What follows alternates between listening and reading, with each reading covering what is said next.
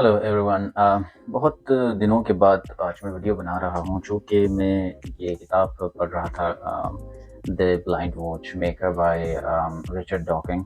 और उस किताब के अंदर बेसिकली एवोल्यूशन कैसे काम करता है, नेचुरल सिलेक्शन कैसे काम करता है, और नेचुरल सिलेक्शन के अंदर एक चीज़ होती है जिसको क्यूमुलेटिव सिलेक्शन कहते हैं कि एक एक कंबाइंड एक सिलेक्शन होती है नेचर के अंदर, जिसकी वजह से जीन म्यूटेशन होता है, और जीन म्यूटेशन के नतीजे में जो ऑफ स्प्रिंग्स होते हैं उनमें एक स्लाइट म्यूटेशन सा हमें नज़र आता है, जिसकी वजह से जो एवोल्यूशन है वो ऐसे काम करता है। तो evolution is a very very very very debated topic, और इसके अंदर मुख्तलिफ़ किस्म के नज़रियात पाए जाते हैं। जैसे कोई कहता है कि जो एवोल्यूशन है वो गलत है, क्योंकि जो चार्ल्स डार्विन ने जो एवोल्यूशन की थ्योरी दी थी, उस थ्योरी के अंदर या उस प्रोपोजिशन के अंदर जो मिसिंग लिंक्स हैं वो अभी तक इंसान ने दरियाफ्त नहीं किया, जिसकी वजह से जो एवोल्यूशन है उसकी सक़्अत जो है, उसकी जो वैलिडिटी है वो कम हो जाती है। तो ये मैं आपके ऊपर छोड़ता हूँ कि आप एवोल्यूशन को कैसे देखते हैं। लेकिन इंसान के अंदर कुछ ऐसे वेस्टिजियल ऑर्गन्स हैं, अपेंडिक्स जैसे है, टेल बोन जैसे है, और आप बहुत सारे ऐसे इंसान के अंदर ऑर्गन्स हैं या चीज़ें मौजूद हैं जो प्रोपोनेंट ऑफ एवोल्यूशन है वो कहते हैं कि दे आर वो एवोल्यूशन के रेजिड्यूल्स अभी भी इंसान के अंदर मौजूद है। तो एवोल्यूशन एक बहुत बड़ा टॉपिक है, उसको समझने के लिए जो है वो मुताला और डीप और गहरी मुताला करने की ज़रूरत है। मैंने देखा है कि आम तौर पर लोगों के दरमियान ये एक गलतफ़हमी या खुशफ़हमी पाई जाती है, या उसको लाइल्मी कह लें, लाइल्मी पाई जाती है। वो ये कहते हैं कि जो एवोल्यूशन में जो इंसान की एवोल्यूशन है उसमें ये हुआ कि बंदर से इंसान बन गया। हमें नहीं पता कि वो कौन सा लिंक था बिटवीन जो चिंपैंजीज़ हैं और ह्यूमन्स हैं उनके दरमियान, क्योंकि वो ना चिंपैंजी था और ना वो ह्यूमन था। उसके अंदर वो एक यूँ कह लें कि कॉमन एंसेस्टर था बिटवीन चिंपैंजीज़ एंड ह्यूमन बीइंग्स।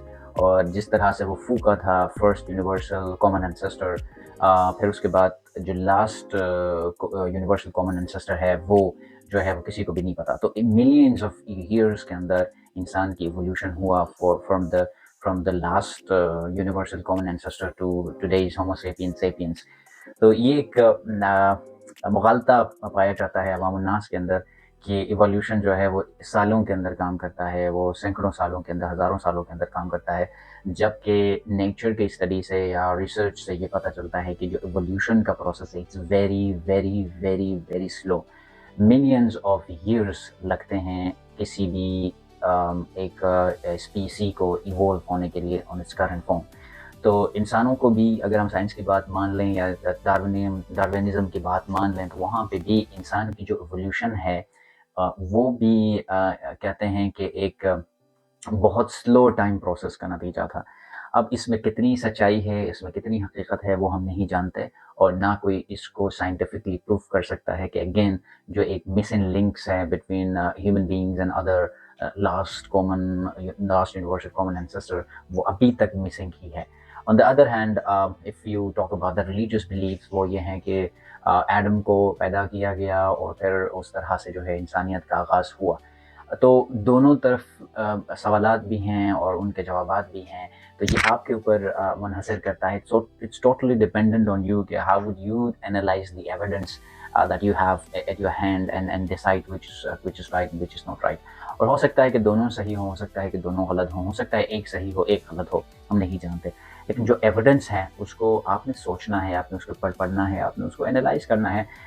आपके पास दिमाग है, और इंसान एक वाहिद ऐसा क्रिएचर है जो एनालाइज कर सकता है, जो लिंक को मिला सकता है, जो डॉट्स को मिला सकता है, जो हर एक चीज़ को लॉजिकली और विद प्रैग्मेटिक एम्पिरिकल डेटा उसको एनालाइज करने की उसके अंदर एक ताकत मौजूद है, एक सलाहियत मौजूद है। तो इस वीडियो का मकसद यही है कि आप सोचें कि क्यों इंसान और बंदर के दरमियान मुमासलत है। ठीक है, अगर आप बंदर को देखें तो वो इंसान की तरह क्यों लगता है।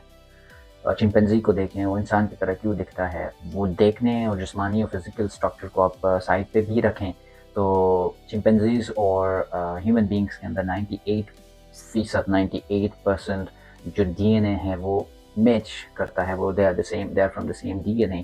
جس طرح ہیومن بینگس کے اندر نیاندرتھلس کے ڈی این اے موجود ہیں، اسی طرح چمپینزیز اور انسانوں کے درمیان ڈی این اے جینس کی جو مماثلت ہے یا جو ریزمبلنس ہے وہ تقریباً 98-99% سیم ہے. تو یہ ایسا کیوں ہے، اس کے اوپر بھی ہم نے سوچنا ہے. پھر انسان کے اندر جو ویسٹیجیل آرگنس ہیں وہ ایسا کیوں ہیں، اگر ایولیوشن غلط ہے تو پھر صحیح کیا ہے، اس کی پھر ہم نے اس کو آگے تبصرے کے اوپر لے کے آنا ہے، مناظرے کے اوپر لے کے آنا ہے، کیونکہ یہ ایک معمہ ہے، یہ ایک پیراڈاکس ہے کہ ہم کہاں سے آئے یہ ہمیں ابھی تک نہیں پتہ ہے. اور جو ہم نے ریلیجیسلی یا مذہبی طور پر سنا ہے وہ ایک صرف فیتھ ہے، اور فیتھ کے لیے آپ کو ایویڈنس کی ضرورت نہیں ہوتی. لیکن انسان کا جو عقل ہے اس کو ایویڈنس کی ضرورت ہوتی ہے، وہ بغیر ایویڈنس کسی چیز کو ایکسیپٹ کرنے کے لیے سچ تیار نہیں ہوتا، کیونکہ اس کو ہر ایک چیز کا کوئی کوز چاہیے، یعنی کوز اینڈ افیکٹ کی ایک ریلیشن شپ ہے. وہ انسان ہر ایک چیز کے لیے کوز ڈھونڈنے کی کوشش کرتا ہے کہ اگر دن ہے تو اس کی وجہ سورج ہے، اگر رات ہے تو اس کی وجہ سورج کی ایبسنس ہے. اگر مجھے بھوک لگی ہے تو مجھے کیوں بھوک لگی ہے، انرجی کی ضرورت پڑتی ہے، اس کا ایک کاز ہے. اگر میں کسی کو کک مارتا ہوں تو اس کو درد ہوتا ہے، اس کی وجہ یہ ہے کہ میں نے ایک فورس اس کے اوپر اپلائی کر دی ہے. تو دنیا کے اندر ایک کازل ایفیکٹ ہمیں نظر آتا ہے کہ ایک چیز کا کوئی کاز ہوتا ہے، تو اس یونیورس کا کیا کاز ہے، اس ایولیوشن کا کیا کاز ہے، وہ ہمیں نہیں پتہ. ایکسپلور کریں، اور خاص کر کے ایسی کتابیں اگر آپ کے پاس ایک ملٹی کلچرل ایتھنک لینس نہیں ہے، آپ ہر ایک کلچر کو دیکھ کے سمجھ کے پڑھ سکتے ہیں، تو پھر اگر آپ کے پاس وہ صلاحیت موجود ہے کہ if you can read an idea without entertaining it, I mean that's the most important thing you should learn, that you should analyze an idea without being affected from that idea. اگر آپ evolution پڑھتے ہیں تو اس کا مطلب یہ کہ آپ ایولیوشن پڑھ کے ریلیجن کے خلاف نہیں جانا ہے. اگر ریلیجن پڑھا ہے تو ریلیجن پڑھ کے فلسفے کے خلاف نہیں جانا، فلسفہ پڑھ کے ایولیوشن کے خلاف نہیں جانا. It totally depends on you how you deal with the situation at hand. Thank you so much for watching the video.